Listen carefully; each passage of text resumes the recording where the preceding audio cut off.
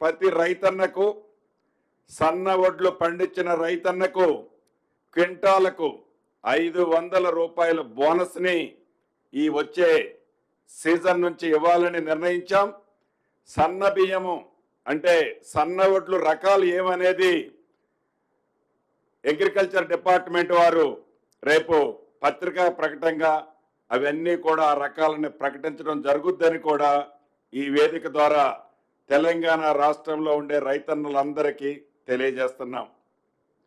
ప్రతి రైతన్నకు సన్న వడ్లు పండించిన రైతన్నకు క్వింటాలకు 500 రూపాయల బోనస్ని ఈ వచ్చే సీజన్ నుంచి ఇవ్వాలని నిర్ణయించాం.